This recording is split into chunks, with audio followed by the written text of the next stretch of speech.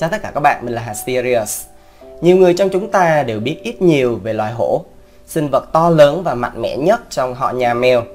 Thế nhưng trong lịch sử về loài hổ, có một con hổ cực kỳ nổi tiếng vì những gì nó đã làm được. Mọi thứ về nó sẽ được mình tiết lộ trong video này nhé. Machali, còn được gọi là Mowgli, là một con hổ Bengal cái sống trong vườn quốc gia Ranthambore ở Ấn Độ. Nó đóng một vai trò quan trọng trong việc tái tạo quần thể hổ trong công viên vào đầu những năm 2000 và được tôn vinh với các danh hiệu như Hoàng Thái Hậu của loài hổ, Nữ Hoàng hổ Ranthambore, Quý bà của hồ hoặc Kẻ giết cá sấu. Nó được coi là con hổ cái nổi tiếng nhất của Ấn Độ và vào ngày nó chết, Machali được coi là con hổ cái sống thọ nhất trong môi trường hoang dã. Vào tháng 8 năm 2016, Machali qua đời khi đạt 19 tuổi. Con hổ Bengal này thống trị một vùng lãnh thổ chính rộng 350 dặm vuông trong công viên quốc gia Ranthambore của Ấn Độ, đã trở thành một trong những điểm đến yêu thích của khách du lịch vì sự kiên trì của nó khi đối mặt với những khó khăn lớn. Ngoài việc sống lâu hơn nhiều so với hầu hết các con hổ cái hoang dã khác, vì hổ thường chết lúc khoảng dưới 15 tuổi, Machali đã giết một con cá sấu dài 4,3 mét, bảo vệ lãnh thổ của mình trước những con hổ đực lớn hơn nhiều và nuôi dạy đàn con ngay cả sau khi nó bị mất răng nanh và chỉ dùng được một mắt. Nhiều người coi Machali là con hổ được chụp ảnh nhiều nhất trên trái đất và hình ảnh của nó cũng xuất hiện trên vô số tạp chí, báo, blog, lịch, vân vân. Carly Doubleday, một nhà nghiên cứu về động vật ăn thịt tại Đại học Texas, Austin, cho biết cô lớn lên với tình cảm dành cho các loài mèo lớn và nhớ rằng đã xem về Machali trong các bộ phim tài liệu. Nhưng cô không bao giờ nghĩ rằng con mèo lớn này được yêu mến đến mức Sở Lâm nghiệp Rajasthan đã lên kế hoạch bảo tồn Machali bằng phương pháp nhồi xác khi nó chết. Mọi người muốn nhìn thấy con hổ cái đã kiếm được cho công viên khoảng 10 triệu đô la mỗi năm. Các quan chức về động vật hoang dã biết được hậu quả khi không còn giữ được biểu tượng của mình. Mặc dù vậy, việc nhồi xác đã không thành hiện thực, nhưng nó đã truyền cảm hứng cho Doubleday nghiên cứu về con hổ nổi tiếng.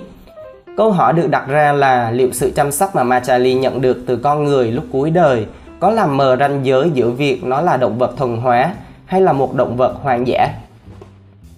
National Geographic đã nói chuyện với Doubleday về nghiên cứu của cô, được công bố trên tạp chí Geo Forum vào tháng 2 năm 2017, để tìm hiểu điều gì đã khiến con hổ này không giống bất kỳ con hổ nào khác. Điều gì đã làm cho Machali trở nên độc đáo? Tại sao nó dễ gần với con người hơn những con hổ khác? Machali rất thích hợp với khía cạnh du lịch của khu bảo tồn hổ. Nó không chỉ thân thiện với máy ảnh, hoạt động trong ánh sáng ban ngày, mà còn tiếp tục thực hiện những thành tích ấn tượng đã được ghi lại trong phim tài liệu. Về nguồn gốc, Machali sinh năm 1996 hoặc 1997, là đứa con mạnh nhất trong một lứa gồm 3 con hổ cái. Nó là con của một con hổ cái đã nổi tiếng trước đó rồi, tên của mẹ nó cũng là Machali. Khi được 2 tuổi, tức là năm 1999, con hổ cái hung dữ này bắt đầu tự săn mồi, do đó nó có dấu hiệu tách khỏi con mẹ. Và rồi khi lớn lên, nó cũng thách thức mẹ mình để có được lãnh thổ riêng. Điều này đôi khi xảy ra. Khi giành chiến thắng, nó trở thành nữ hoàng của hồ Ranthambore, lãnh địa hổ lớn nhất của toàn bộ công viên. Sự kiện đáng nhớ nhất là Machali đã tấn công và giết một con cá sấu Mugger trưởng thành to gấp đôi mình trước mặt khách du lịch. Nó giết con cá sấu vào năm 2003, khi đó nó khoảng 7 tuổi. Sau đó nó nuôi một đàn con trong những năm tiếp theo của mình mà không có bất kỳ chiếc răng nanh nào. Thật là phi thường. Nó đã bảo vệ đàn con của mình khỏi những con hổ đực trưởng thành, lớn hơn đáng kể. Hổ đực thường to gấp rưỡi đến gấp đôi hổ cái, và Machali đã chiến thắng hết lần này đến lần khác. Hổ đực thường được cho là giết hổ con vì cũng giống như sư tử, nếu hổ con bị giết, hổ cái sẽ sẵn sàng sinh sản. Nhưng nó đã có thể bảo vệ tất cả các lứa con của mình theo năm tháng, và một lần nữa người ta đã ghi lại những điều này bằng máy quay. Các bạn có biết mối quan hệ của mọi người với con hổ thay đổi như thế nào khi Machali già đi không? Điều đã xảy ra là Machali bị mất răng nanh, dẫn đến tình trạng hiểm nguy của một con hổ cái già hoang dã. Về cuối đời, Machali bị mất gần như toàn bộ răng, một bên mắt và phần lớn sức lực do tuổi già. Nó cũng mất đi lãnh thổ khi hổ Sundari là con gái của nó từ lứa cuối cùng đã đuổi nó ra khỏi lãnh địa của mình. Sự nổi tiếng của Machali cho đến thời điểm đó dẫn đến việc tạo nên những bộ phim tài liệu. Đồng thời, chính phủ quốc gia Ấn Độ cũng cung cấp tài chính cho vùng Ranthambore. Chính vì vậy, lượng khán giả khổng lồ trên khắp thế giới quan tâm đến nó bắt đầu nói: làm gì đó đi, Sở Lâm nghiệp. Việc con hổ chết đói trở nên không hợp ý mọi người, bởi vì đó là những gì sẽ xảy ra trong tự nhiên nếu chúng ta không can thiệp. Tình yêu quốc tế dâng trào dành cho nó về cơ bản đã kích động Sở Lâm nghiệp Rajasthan nuôi sống Machali. Đó là một tình huống hiếm khi xuất hiện, khi có một con thú hoang dã nổi tiếng bỗng nhiên cần được chăm sóc như vậy. Người ta đã đưa ra các ý kiến trái chiều. Người thì muốn bắt nó về vườn thú để được cho ăn, được trải chuốt và chăm sóc. Có những người khác nói rằng làm như vậy là thiếu tôn trọng với nó, như vậy là bắt chúa Sơn Lâm nhốt trong củi sắt. Sở Lâm nghiệp quyết định rằng để xoa dịu tất cả các bên, điều tốt nhất nên làm là để nó ở lại Ranthambore, nơi hoang dã của mình, nhưng chăm sóc nó bằng cách cung cấp thức ăn cho con hổ. Các bạn sẽ thắc mắc rằng họ mang theo xác động vật hay là con mồi còn sống. Con mồi đã được buộc chặt theo nghĩa đen. Họ sẽ dắt một con dê hoặc con gì đó ra ngoài và buộc nó vào cái cột nơi con hổ thường đến ăn. Đây có phải là thứ mà khách du lịch có thể xem như trong phim Công viên Kỷ Jura không? Khách du lịch có thể vào xem cảnh con hổ ăn con mồi. Nếu bạn chấp nhận rủi ro như vậy thì sau đó họ sẽ hướng dẫn và thực hiện các biện pháp an toàn để điều tồi tệ nhất không thể xảy ra. Họ để mắt đến con hổ để chắc chắn rằng nó chỉ đang ăn. Machali có thể giết những con vật này mặc dù nó không có răng nanh. Nó thực hiện điều đó bằng bộ hàm mạnh mẽ của mình, kẹp chặt đủ mạnh để cắt đứt hơi thở của nạn nhân.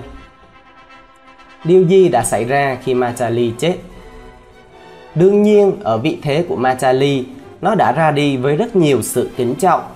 Đến một ngày nào đó, con hổ nằm xuống và không thức dậy nữa. Và khi người ta phát hiện ra, đây là một khoảnh khắc đầy xúc động và ấn tượng. Về cơ bản, Machali đã được mai táng theo truyền thống của người Hindu.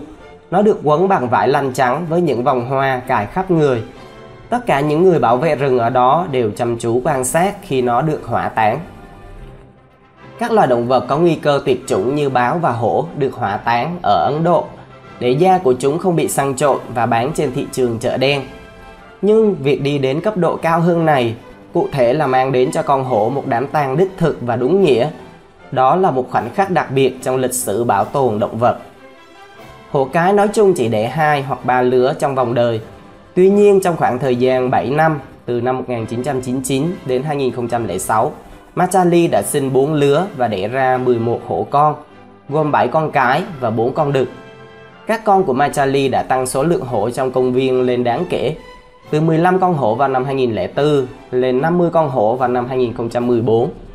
Cuối cùng, hơn một nửa số hổ trong công viên là thuộc dòng dõi của Machali. Năm 2008, 2 con hổ cái là con của nó đã được chuyển đến khu bảo tồn hổ Sariska và cũng đã thúc đẩy thành công số lượng hổ trong công viên này. Trong khoảng thời gian từ năm 1998 đến 2009, sự nổi tiếng phi thường của Machali đã giúp chính phủ Ấn Độ kiếm được gần 100 triệu đô la Mỹ. Nó đã giành được giải thưởng thành tựu trọn đời do đóng góp vào công cuộc bảo tồn và thu hút khách du lịch. Chính phủ Ấn Độ đã phát hành bìa và tem bưu chính kỷ niệm để tôn vinh Machali vì những đóng góp về mặt kinh tế và sinh thái của nó. Một bộ phim về Machali với tên gọi Con hổ nổi tiếng nhất thế giới đã giành được giải thưởng quốc gia tại Giải thưởng Điện ảnh Quốc gia lần thứ 66. Video kể lại những sự thật thú vị về hổ Machali đến đây là hết. Cảm ơn các bạn đã chú ý theo dõi. Xin chào tạm biệt.